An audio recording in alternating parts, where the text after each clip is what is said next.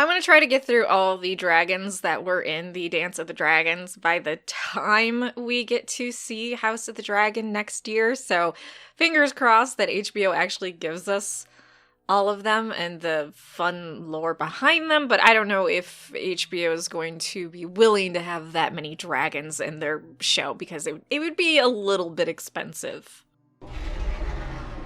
So this video, I want to talk about the lore of the Red Queen. And if I get into any spoilers for House of the Dragon, I will definitely let you know before I start talking about it. So Maylis, nicknamed the Red Queen, had two amazing dragon riders in her lifetime, Alyssa Targaryen and Rhaenys Targaryen. And I would say Rhaenys was a little bit more of a badass than Alyssa, but Alyssa in her own rights was also pretty awesome. Now, why Maylis earned the nickname of the Red Queen was because of her scarlet scales, claws, crest, and horns, which were as bright as copper, and also the pink membranes on her wing. She was just glorious to behold. While her birth date isn't exactly known, we know by 75 AC she still wasn't claimed. She had never had a rider. Instead, she just kind of chilled in the dragon pit, living her best life. And we do know later that year, so 75 AC, one Targaryen dared to attempt to claim the Red Queen, Alyssa Targaryen, the fifth child of King Jaehaerys I and Queen Alysanne. This was perfect as Alyssa had a warrior's heart according to the Archmaester Gyldain, and she loved all the activities typically done by boys. Though it should be noted that the Red Queen wasn't Alyssa's first choice. She actually wanted to claim Balerion the Black Dread, who was Aegon I, Aegon the Conqueror's dragon, but the dragon pit guards, the dragon keepers, told her, hey, you want a dragon that's much faster. This one is super old, kind of, at the end of its life. How about you switch to wanting something a little bit more swifter, younger for you. And the Red Queen was said to be the fastest, the swiftest dragon in Westeros, so it was a good pick. And on the first ride that Alyssa had on the Red Queen, she laughed and told the dragon, "Red maidens the both of us, except now we've both been mounted." So she was kind of a little spicy. Speaking of which, Alyssa always said that she considered dragon riding to be one of the two best things in the world, the other one being sex with her brother husband Balon. Actually, she would rank sex with her brother husband and then dragon riding as her favorite things, just to keep that clear. And because it was her second favorite thing to do, Alyssa spent a lot of time on the Red Queen's back, and she would actually fly with her brothers and their dragons, Caraxes and Vhagar, and they would spend a lot of time in the air, though certainly the Red Queen was a lot faster than them, so if they did any races, she was gonna win. Now, matching her wild nature, in 77 AC, 9 days after she had the future King of Viserys I, she decided, okay, I'm gonna swaddle up this 9-year-old baby, I'm gonna strap him to my chest, and I'm gonna take him for a motherfucking dragon ride. And she did that. Obviously, other people weren't enthused by this, Probably shouldn't bring a newborn on a dragon, but according to Alyssa, Viserys giggled the whole time, so it was cool. She actually repeated this behavior in 81 AC when she had a second child, Daemon Targaryen, except she waited 2 weeks this time, so she gave an extra 5 days, I think. She matured a little bit in that time, and Daemon was also completely fine. Fine on the ride, obviously he became a bit of a rogue, but who can say whether that was flying on a dragon's back or not, because Viserys I just became a party boy. Unfortunately, the Red Queen would become riderless in 84 AC when Alyssa died in childbirth, trying to bring her third son into the world. However, Maylis only stayed ownerless for 3 years as Rhaenys Targaryen finally claimed her in 87 AC at the tender age of 13 years old. Now, I don't keep it a secret, I love Rhaenys Targaryen, I just think she's absolutely amazing.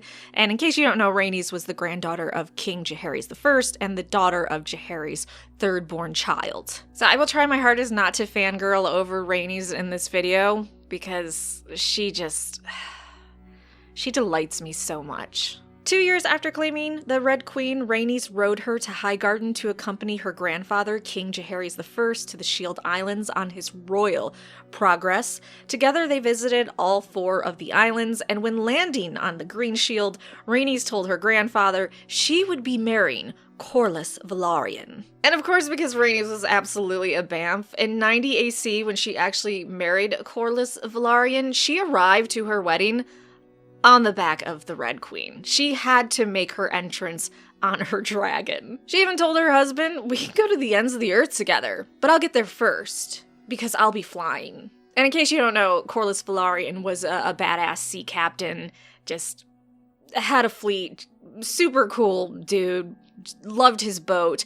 𝑟haenys was the only thing that could bring him from sailing. By 129 AC, which is when the Dance of the Dragons begin, the Red Queen was a bit slower than what she had been in her youth. She was older, lazier. I mean, when she was roused, she definitely could be a very fierce dragon, but for the most part, she just kind of wanted to chill and lay about. Alright, which brings us to spoilers for House of the Dragon. If you don't want spoilers for what is going to happen, or what happened in the Dance of the Dragons, who knows if HBO is gonna, like, copy it exactly, like, subscribe, come back for more videos, sci-fi fantasy. Thank you for letting me ramble about dragons. So while 𝑟haenys was pregnant during some of the dance, she did finally join in on the side of the Blacks, or Rhaenyra Targaryen's side, when she rode the Red Queen to Rook's Rest, where Sir Criston Cole was sieging in 129 AC. The Red Queen was doing well despite the many iron bolts that hit her, though they angered her, but didn't injure her. She bathed the men in fire, burning knights in their saddles and men hiding behind their shields, and would have made it out alive if it weren't for Vhagar and Sunfire arriving. Maesters claim that the Red Queen could have taken out Vhagar, who was a lot slower and older at that point, but Sunfire being there too made it it was 2-on-1. It was unfair. Despite that, 𝑟haenys and the Red Queen did not back down, and they decided to go forth into battle, her against 2 dragons. At 1,000 feet, all 3 dragons fought, filling the air with heat and fire. There was so much fire going around, so much dragon fire, that people that were watching down below thought there were multiple suns in the sky. It was an intense battle. Finally, as the Red Queen clamped down on the neck of Sunfire, Vhagar came in and made it so that all 3 dragons plummeted 2 miles to the ground. The impact of the dragons on the ground was so intense that stones from the battlements of Rook's Rest fell down, and anyone near the dragons at that time were just killed. They were gone. Unfortunately, hours after the fires finally died down and people could see what happened, it was seen that the Red Queen did not survive the fall and that she was ripped into pieces. But the Red Queen did get her licks in, which is important. Sunfire's wing was almost torn from his body, his belly had been raked and scales ripped off, his right eye gouged out, and he had a huge chunk of flesh torn out of his neck by her. So good for you, Red Queen. You may have been outnumbered, you may have been in an unfair fight, but you got some shots in, some really good shots. In a truly disrespectful move from the Greens, which is to be expected, they chopped off the Red Queen's head, put it in a cart, and ended up parading it through King's Landing, much to the horror of other people. So a terrible ending to a wonderful dragon, but she had a long, good life up until then, and she went out being a bamf, so I think it all works out. Okay, so that is the lore of one dragon. Hopefully we will see in House of the Dragon. Like, subscribe, and come back for more sci-fi fantasy videos.